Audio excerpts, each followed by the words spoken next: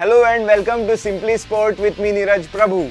Sports is as much about the glorious past as it is about the optimism for future.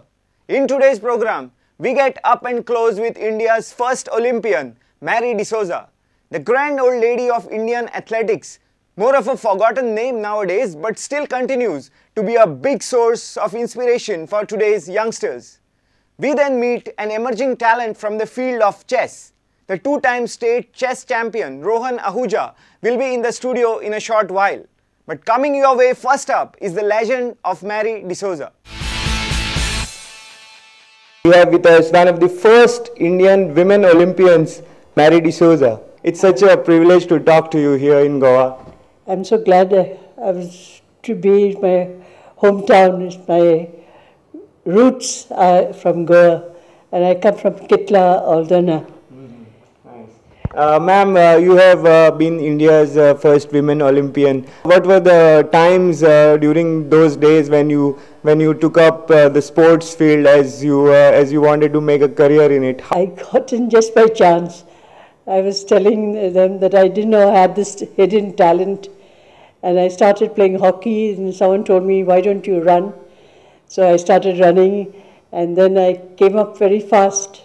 So from one thing to another. So from 51 I went for the Asian Games.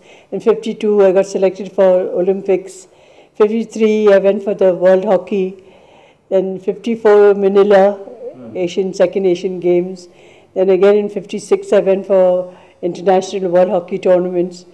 So that my career was picked up very fast. Right. But to get for a woman during those times to have a passion for sport and wanting to make a career in it, how did your parents react to that? I'm sorry to say my parents were not happy with me running. They said, "Don't run like a tomboy. Be at home and help your mother. You're running." Just running for the sake of running, it makes no sense. And I was never encouraged by my parents, of course, but I had no other pastime, and I loved sports, so I continued to play in spite of all the odds. Right.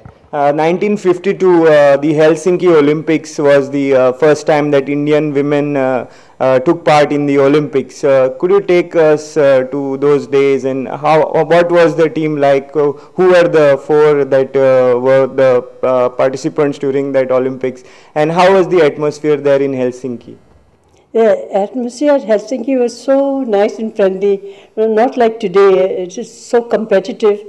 It was competitive there, but it was very friendly, and all the top athletes used to just come out and talk and be friends with you.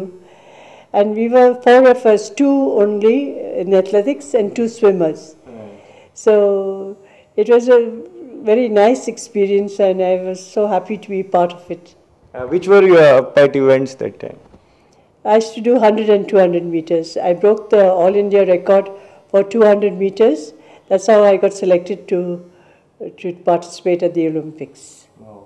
And how was your training during those days? Yeah, unfortunately I didn't have a coach, so I struggled on my own. I just saw what my predecessors were doing, and I just copied them, and I went along. But it was just God's talent that I did what I did in those days. The sports have developed, the sports field in fact has developed a lot of scientific thinking that is coming. During those times there was pretty much very bare necessities. There wasn't any modern equipments there how to train.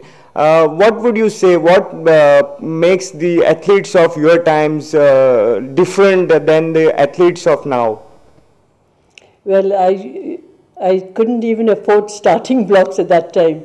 So when I went to the Olympics, Harrison Dillard, who was a four-time gold medalist, he says, "Where are your starting blocks? How are you running without starting blocks?" I said, "No, I don't have any starting blocks." So he gave me his blocks. Yeah, so I treasured it for quite some time. Then I gave it to my daughter, who used it. And then I left it at the Khalsa College where I used to train sometimes, and I hope someone is using it. The athletes of those times, without any equipments, they had something in them that made them follow the sport and go in with a drive that needed to be to excel that time. Do you find that drive, that passion of the athletes of your times missing in today's modern day athletes? Yeah, this day and age, there are too many distractions. First of all, there was no TV those days, no computers, and so now either an idiot box or the computers. Children are so glued, they have no time for sports. We just loved sports and we did it with the love of it. We never thought of gain or of any kind. It's just that we loved to do sports. And of course, there was nothing like TV and other distractions. Your contemporary, probably younger than you, Milkha Singh, he was such a legend then, and recently the movie based on his life has been a big hit here in India. Yeah. So how do you think such kind of movies would help, or what would the impact be from such kind of movies? Yeah, they show how the people, the difference between those days and now, how people could do such things because they loved the game. Nowadays, I wish the children could take more interest in sports instead of sitting indoors, passing their time playing games on the computer. So it would be so nice if they went for some fresh air and did something for their country now. Mary D'Souza was recently conferred with the Lifetime Achievement Award in Sports, which is the Dhyan Chand Award. What were, in fact, your first reaction when you got the award after a very long time, after even feeling like you were a forgotten hero from the athletics field? I was so amazed and so glad, of course, that I was given recognition after so many years. And that is purely because my daughter always said that they have overlooked me, and so she put up the papers through Bombay to Delhi, and they had not heard of me, some of them, so I heard I was unanimously selected to get the award. How do you feel about the timing of the award? I don't know, it all depends on the government, how they react, and actually, my grandson, who's 9 years, he says, Nana, I'm so glad you didn't get it earlier, you got it now. I was able to see you get the award. Right. So I never thought of it like that. But coming to think of it, my whole family with their children were able to come and see me receive the award. That was very good. Nice. So coming to the point that you make, it's more about when the government thinks they should give the award. Do you think the Indian sports personalities who make the career in sports, do you think they get the value that they deserve from the Indian government? Well, I'm not anyone to judge, and I wouldn't like to say. Based on your experience, how do you feel about it? Yeah, I don't know what to say. I wouldn't like to say anything adverse. Right. That's all right. Are you in favor of sports as a career in today's time? Yeah. My daughter took after me. She represented at the state level for hockey, athletics and basketball. But she was such a bright student. So she says, I told her, you cannot eat your fame. Right. She was such a brilliant student. I made her do her MBA, and then she did a CFA, and she couldn't combine that with her sports practice, so she went on to do further studies. But in general perspective, do you feel that leave cricket aside, because that is known to make a great career? Anybody is known to make a great career if they have talent. But apart from cricket, do you think any other sport in India offers a really viable career option? At one time, hockey was such a attraction. But I don't know, they've changed the rules, changed the ground, made it tough, and they changed the tactics of the game completely, which doesn't suit Indian players anymore. So the West are coming up better than we can. Yes. So, which sport discipline do you think is now a good career option?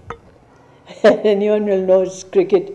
And of course, we have got tennis, archery, Yes. some here and there. Here and there. Yeah. But overall, do you think the sports scene is promising enough to? Not world class, not for international competition. Absolutely. We are okay in India, but we need to step up and have more camps, pick up children when they are in school and give them special training. Right.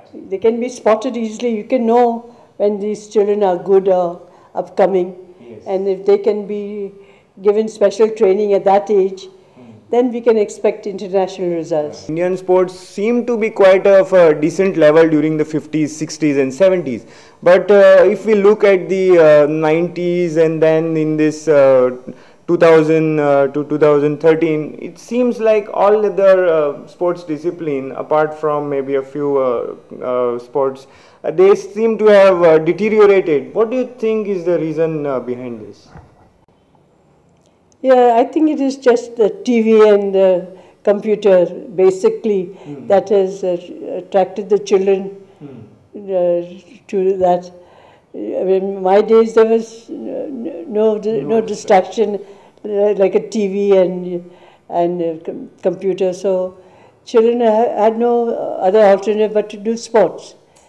But nowadays there are too many added attractions, and so maybe. Do you think the parents are also, still trying to motivate their children towards academics, towards their professions first, rather than giving more importance to sports? Yeah, life is so difficult now. If you don't earn well, then you're facing poverty actually.